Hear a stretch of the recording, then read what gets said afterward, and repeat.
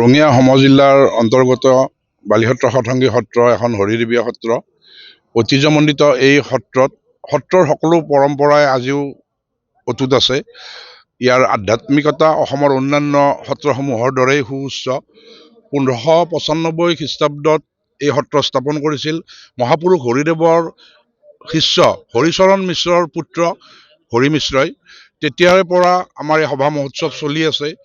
অহাকালি 28 জানুৱাৰীৰ পৰা এই সভা মহোৎসৱ আমাৰ 5 দিনীয়া কাৰ্যসূচীৰে আৰম্ভ হ'ব। আৰিয়া প্ৰজ্বলন আৰম্ভ হ'ব। আমাৰ আৰিয়া দিনৰ 12 বজাৰ পিছৰ পৰা আৰিয়া প্ৰজ্বলন আৰম্ভ হ'ব। হাজাৰ হাজাৰ ভক্তই অসমৰ এই আৰিয়া প্ৰজ্বলনত অংশগ্ৰহণ কৰে। আমি অতীতৰ পৰা দেখি আহিছোঁ।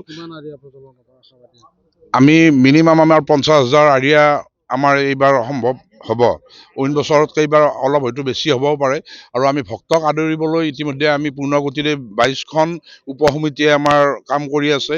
তাৰ অংশ হিচাপে আজি আমাৰ চুঙা পিঠা যি পৰ্ব, চুঙা পিঠা পৰ্ব, প্ৰায় 2-3 হাজাৰ চুঙা পিঠা আমাৰ প্ৰস্তুত কৰি আছে। আপোনালোকে চাগে দেখিছেই, ৰাইজে একগোট হয়। আমাৰ গোটেই এয়া পৰম্পৰা। চুঙা পিঠা, নাৰিকলৰ লাড়ু, তিল পিঠা, ঘিলা পিঠাকে আদি কৰি আমাৰ যি অসমীয়া পৰম্পৰা, এইমতে আমাৰ কামবোৰ চলি আছে।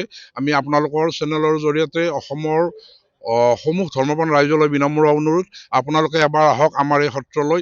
এই সত্ৰৰ যি আধ্যাত্মিকতা তাত আপোনালোকে এবাৰ নিজ চকুৰে অনুভৱ কৰক, নিজ মনেৰে হৃদয়ংগম কৰক। এয়া আপোনালোকৰ চেনেলৰ জৰিয়তে আমাৰ 5 দিনীয়া কাৰ্যসূচী। আমাৰ সাংস্কৃতিক সন্ধিয়া আছে, য'ত অংশগ্ৰহণ কৰিব মৰ্মিতা মিত্ৰ।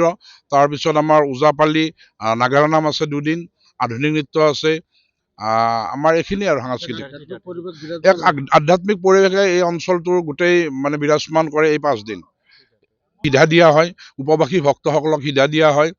সিধাত আমাৰ যি কুমাৰ চৰু, মাটিৰ চৰুত টেকেলি এনেকুৱা বস্তুবিলাকত দিয়া হয়। আমাৰ তেলবোৰ দিয়া হয়, মিঠাতেল যিটো দিয়া হয় এইটো বাঁহৰ চুঙাত দিয়া হয়, মাহৰ দাইল দিয়া হয়। এয়া পৰম্পৰা। আমি পূৰ্বৰ পৰা আমাৰ পূৰ্বপুৰুষসকলে যি পৰম্পৰা মতে কৰি আছে, আমিও সেইমতেই কৰি আছো। হয়তো ইয়াত আধুনিকতাৰ অকণমান প্ৰভাৱ পৰিছে যদিও ধৰ্মীয় দিশত আমি তাৰ কোনো পৰম্পৰা ভংগ হ'ব দিয়া নাই।